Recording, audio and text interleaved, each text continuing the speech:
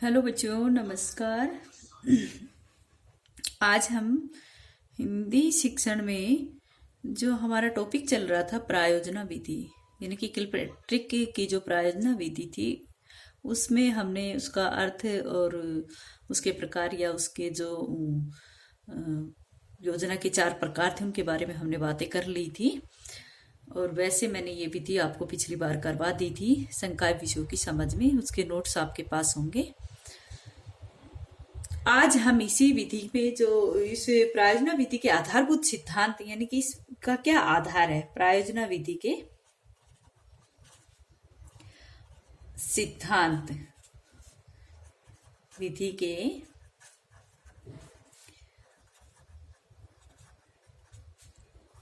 आधारभूत सिद्धांत क्या है उनके बारे में बात करेंगे। सिद्धांत यानी कि ये विधि किन किन बातों के ऊपर टिकी हुई है, इन बातों पर हम आज बातें करेंगे। तो प्रायोजना विधि के आधारभूत सिद्धांत क्या है, किस तरह से ये विधि अप्लाई की जा सकती है। तो इसमें सबसे पहली बात आती है, आपने पिछली बार पढ़ा होगा कि ये जो विधि है क्रियाशीलता का सिद्धांत पर, किसके सिद्धांत पर। सबसे पहला पॉइंट मैं बताती हूं आपको, क्रियाशीलता का सिद्धांत। प्रायोजना विधि में क्रियाशीलता का सिद्धांत का पालन किया जाता है। कैसे किया जाता है, क्योंकि आप सभी जानते हो कि ये जो विधि है इसमें किलपैट्रिक ने ही कहा था कि बालक को अपने सामाजिक जीवन से जोड़कर, वास्तविक जीवन से जोड़कर उसको कुछ सिखाना। और प्रायोजना विधि वह विधि है जिसमें विद्यार्थी कुछ करके सीखता है। ठीक है, तो इसमें क्रियाशीलता का मतलब बालक स्वयं एक्टिव रहता है, इसमें स्वयं कार्य करता है। ये जो योजना की क्रिया प्रधान होती है जिसमें सभी बालक क्या करते हैं, स्वयं कार्य को करके सीखते हैं, इसीलिए इसको कहते हैं लर्निंग बाय डूइंग।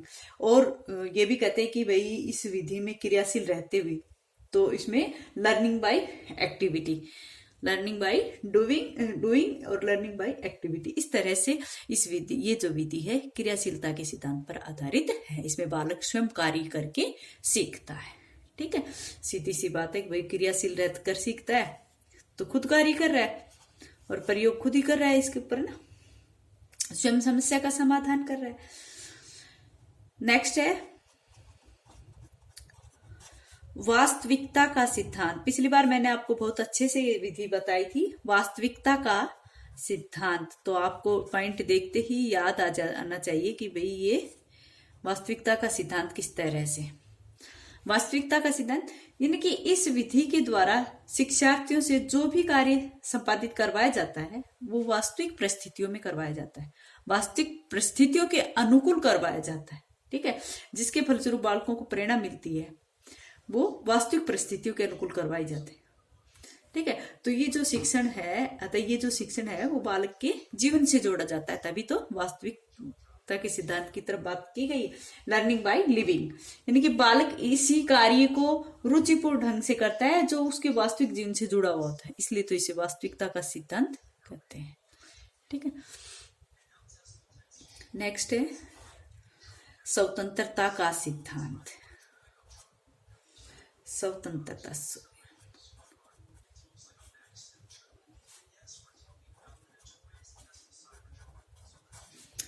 स्वतंत्रता का सिद्धांत। स्वतंत्रता का सिद्धांत क्यों, कैसे है।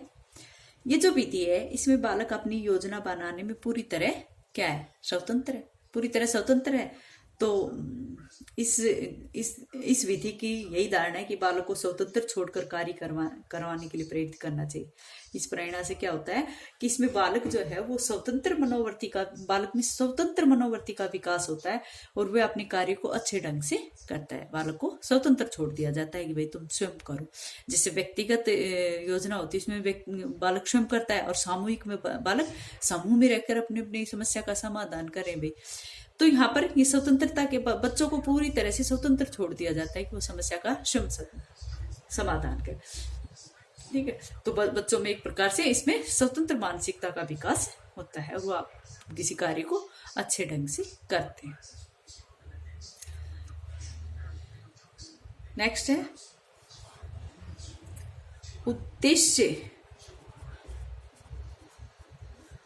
का सिद्धांत, या फिर उद्देश्यपूर्ण विधि, ऐसे भी कैसे, उद्देश्य, उद्देश्य का सिद्धांत। उद्देश्य का सिद्धांत कैसे, सौदेश्यता का सिद्धांत ये भी कह सकते हैं। तो सौदेश्यता क्या कह सकते हैं,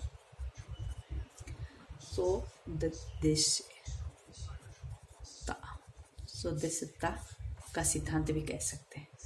यानी कि ये विधि जो है इसका आधारभूत तत्व है एक प्रकार से, क्योंकि इसमें बालक जो है वो उद्देश्यहीन क्रियाओं को नहीं करता, अपितु वो उन निश्चित क्रियाओं को करता है जिनका कोई न कोई उद्देश्य होता है। ठीक है, और जिसका उद्देश्य होता है, तो इसका मतलब ये होता है कि बालक उसी दिशा में कार्य करेगा जिसमें जो निर्धारित की गई हो, उसी में किसी कार्य को संपादित कर पाएगा। निश्चित दिशा निर्धारण हेतु ही कोई उद्देश्य निर्मित करता है।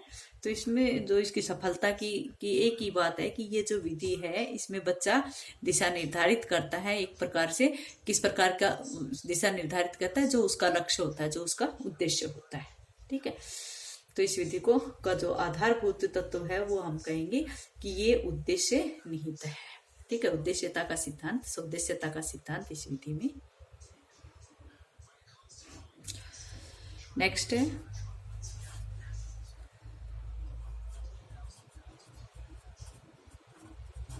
उपयोगिता का सिद्धांत। सब मैंने आपको करवाया था, उपयोगिता का सिद्धांत।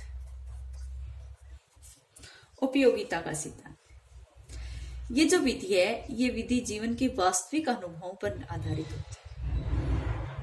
भाई प्रायोजना विधि है, उसमें बच्चा स्वयं कार्य कर रहा है, स्वयं अपनी समस्या का समाधान कर रहा है, तो उसका मतलब क्या है कि वो इससे उसके पास वास्तविक अनुभव, जब उसने स्वयं कार्य किया तो स्वयं उसने उस बात को अनुभव किया है, इसलिए इसको वास्तविक जीवन में इसकी उपयोगिता वाली विधि माना गया। वास्तविक जीवन में जिसका उपयोग एक विशेष रूप में उपयोगिता वाली विधि मानी जाती है। विद्यार्थियों को जो उपयोगी प्रायोजना चुनने के लिए प्रेरित करना है वो इसी के माध्यम से किया जाता है।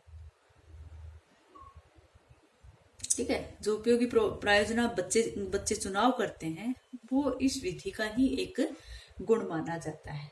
ठीक है, तो कहने का अर्थ है कि ये जो जिस कार्य का कोई न कोई उपयोग हो, जिसका में बालक की वास्तविक अनुभव हो, तो इस कारण से इसको उपयोगिता का सिद्धांत वाली विधि कहा जाता है।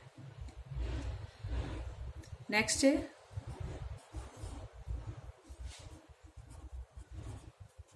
रोचकता का सिद्धांत।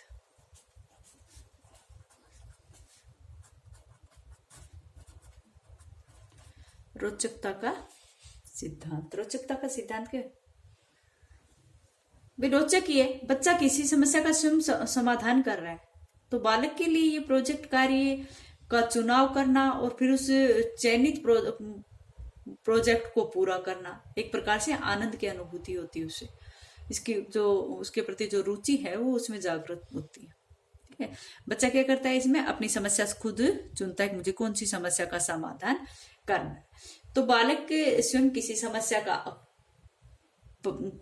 का चयन करता है उसके लिए, यानी कि किसी समस्या का प्रोजेक्ट कार्य चयन करता है और उस पर फिर वो कार्य भी करता है स्वयं की क्रिया के द्वारा, तो उसको आनंद की अनुभूति होती है, इसके प्रति उसकी रुचि जागृत होती है। इसलिए माना जाता है कि जब इसके परिणाम आते हैं तो बच्चा उसमें एक प्रकार से संतुष्ट होता है। तो एक रोचकता का सिद्धांत रोचकता के सिद्धांत पर आधारित विधि मानी जाती है। ठीक है, नेक्स्ट है व्यक्तिगत विभिन्नता का सिद्धांत।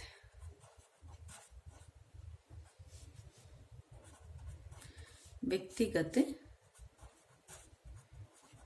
विभिन्नता का सिद्धांत,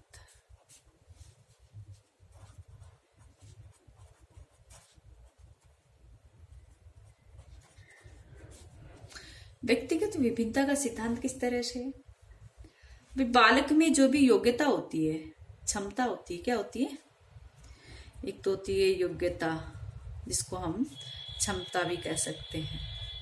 योग्यता ये माने कि किसी कार्य में करने की दक्षता, ये क्षमता एक सामर्थ्य की तरह ली जाती है, शक्ति के ऊपर या माइंड के ऊपर। ठीक है, क्षमता, या फिर जैसे हम कहें कि उसकी रुचियों के अनुसार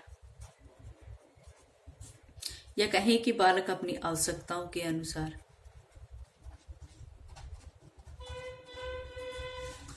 आवश्यकताओं के अनुसार आवश्यकताओं के अनुसार, क्षमताओं के अनुसार और रुचियों के अनुसार जब बालक में जो भी गुण उसके अंदर विद्यमान होते हैं, वो कहने का अर्थ है उसकी व्यक्तिगत विभिन्नताएं होती है उसके अंदर, और उस प्रोजेक्ट विधि में बालक अपनी रुचि, क्षमता और अपनी योग्यता के आधार पर ही स्वतंत्र रूप से कार्य करता है। इसलिए इसको क्या कहा गया है? व्यक्तिगत विभिन्नता पर आधारित विधि, व्यक्तिगत विभिन्नता का सिद्धांत। नेक्स्ट है